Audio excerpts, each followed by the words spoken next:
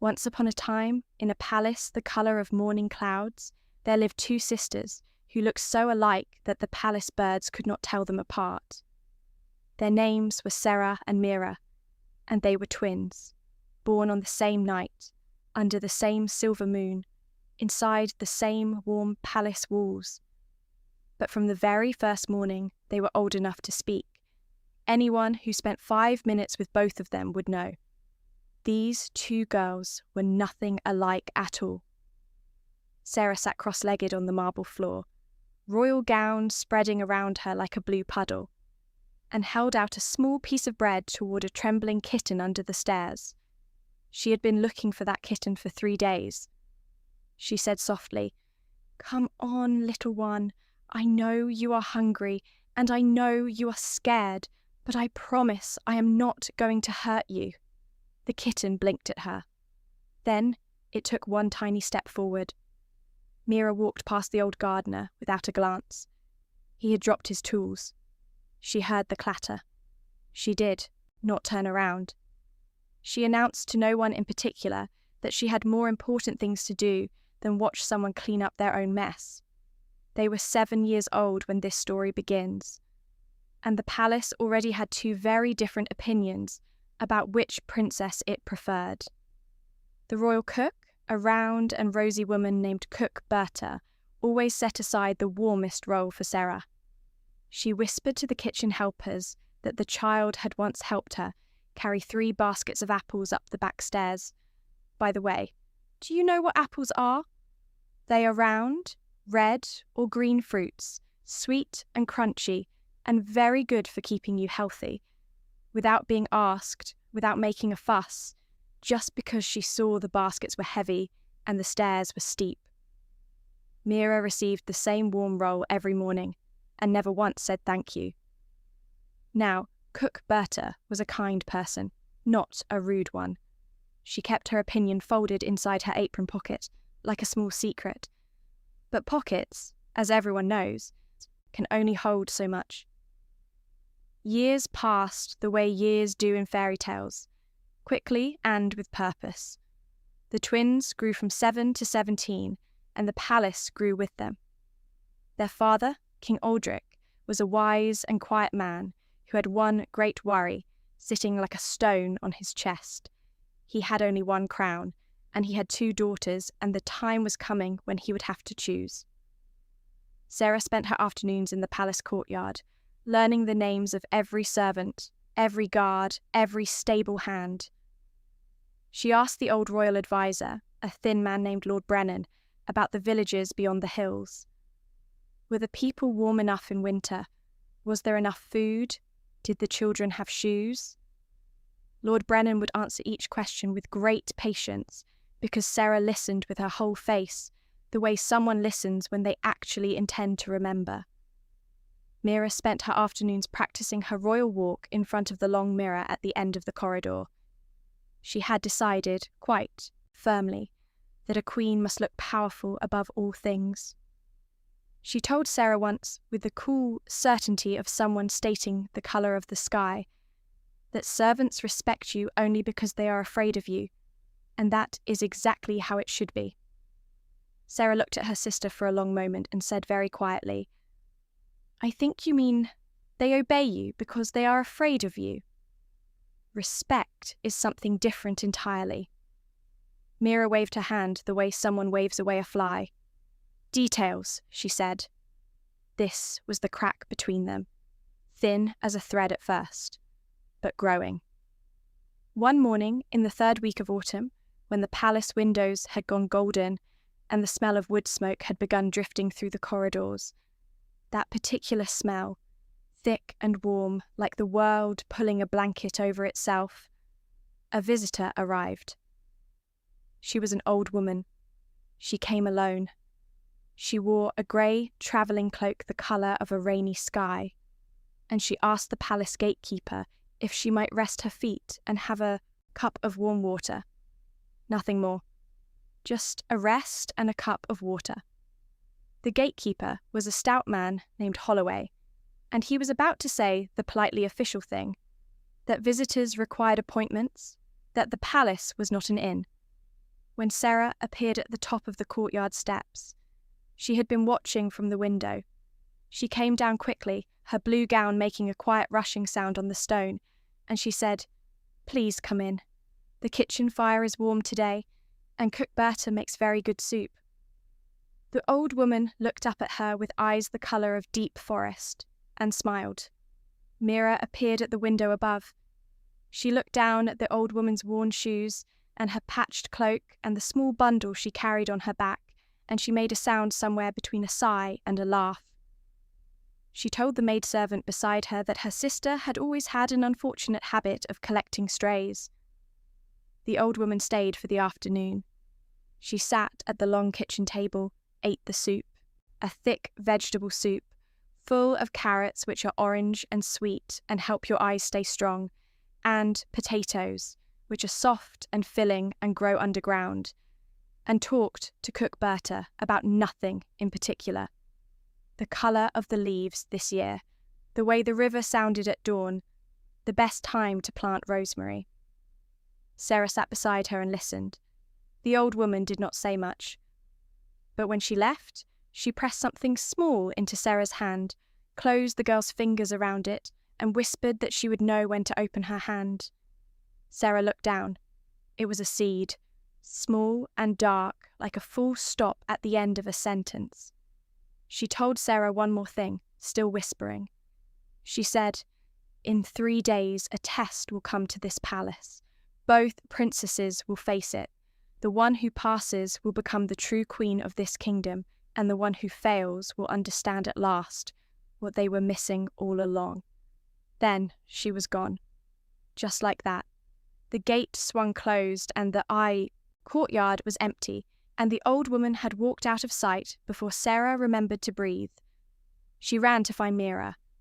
Mira was in her chamber, in the middle of giving the maidservant very detailed instructions about the exact correct angle for draping a royal sash. When Sera burst in and told her about the old woman and the seed and the test, Mira turned to look at her with the particular expression she saved for things she found ridiculous. She said slowly and clearly, as if to someone who had misunderstood a simple instruction, that the old woman was clearly a wandering beggar with a talent for storytelling, that seeds were for gardeners, and that Sera had a habit of making large mountains out of very small gravel. Then she turned back to the sash. Sera went to the courtyard garden. She found a small patch of dark earth near the eastern wall, where the morning light fell longest, and she planted the seed. She watered it that evening. She watered it the next morning. She talked to it, which she knew was a little silly, but the old woman had seemed like someone who would appreciate a seed being talked to. She said, "I do not know what you are yet, but I hope you grow into something good." The seed, being a seed, did not respond, but it seemed, somehow, to be listening. On the third morning, Sera came to check the small patch of earth and found something that made her go very still. There was a flower. It had grown overnight, which flowers do not do, not even in fairy tales, unless something extraordinary is happening. It was tall and pale gold, with petals that curved gently inward like cupped hands, and at its very centre was a soft white light, not bright like a lantern, not sharp like a star, but warm like a candle seen through a window on a cold night. She was still staring at it when the palace bell began to ring. Not the morning bell, which was light and round and meant breakfast. This bell was lower, slower, the kind of sound that travels through the soles of your feet. Do you know what soles are? The soles are the bottoms of your feet, the part that touches the ground when you walk, and Sera felt it all the way up to her chest. She ran to the throne room. The throne room was already full. Every servant, every guard, every advisor was pressed along the walls. Lord Brennan stood near the throne with his hands folded and his face doing the thing it did when something very important was about to happen. King Aldrich sat in the great carved chair with the look of a man who had been carrying something heavy for a very long time and was finally about to set it down. And in the centre of the room stood the old woman. Except she was not quite the same. She stood straighter. The grey cloak was still grey, but the air around her had changed. The way the air changes just before rain, when the whole world seems to hold a breath. The palace servants looked at one another. Cook Berta had gone very pink in the face. Holloway the gatekeeper was staring at his own boots. Mira appeared at Sera's side with the exact expression of someone who is trying very hard not to look startled and is not entirely succeeding. She said under her breath, "You did not mention she was?" And then she stopped, because she did not quite have the word. The old woman said, in a voice that filled the room without being loud, that she had visited many kingdoms in her long years, and she always arrived the same way, old, tired, asking only for rest and water. What a palace gave to someone with nothing told her more about that palace than all the banners and portraits in the world. She looked at Sera.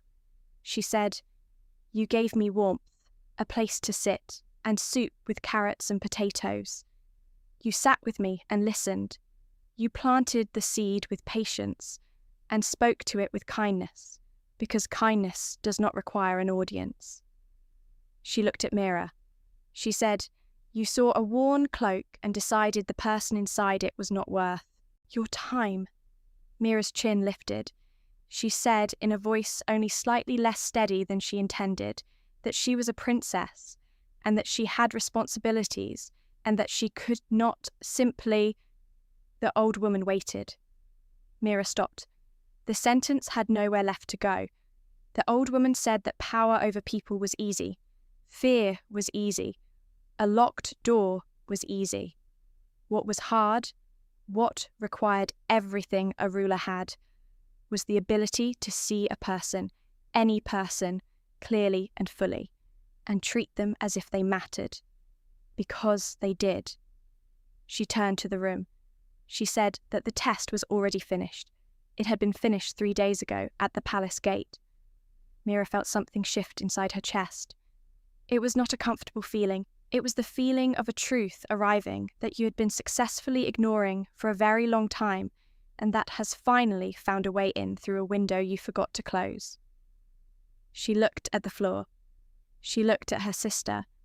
She looked at Cook Berta, who was still very pink, and at old Lord Brennan, who was looking at her with an expression that was not unkind but was completely honest. She said very quietly, and Mira's voice, when her control slipped, always went quieter, never louder. She said, "I do not know how to be what you are describing." The old woman said, "That is perhaps the most honest thing you have said in a very long time. It is a beginning." King Aldrich rose from the throne. He walked to Sera and placed his hand on her shoulder and said what the room already knew. Then he walked to Mira and took her other hand, and he said something only she could hear. Whatever it was, it made her eyes go bright at the edges. Sera was crowned at the first frost of winter, when the palace garden was silver and still. The flower from the seed was still blooming, impossibly beautifully, its warm centre light steady as a promise. But the part of the story worth telling, the part that is still talked about in that kingdom today, is what happened afterward. Mira asked Sera to teach her, not as a princess asks a servant, not even as a queen to her heir. She asked the way someone asks when they genuinely do not know the answer and have decided that not knowing is no longer something they want to protect. Sera said yes. Of course she said yes. She had been waiting quietly for a long time. They sat at the long kitchen table, side by side, the way they had when they were small, and Cook Berta made 2 cups of warm tea, and the palace breathed around them, and the lesson began. And it turned out that learning to see people clearly, really see them, not just their worn cloaks and their tired feet, but the whole person standing in front of you. was the most royal thing either of them had ever been taught. The end.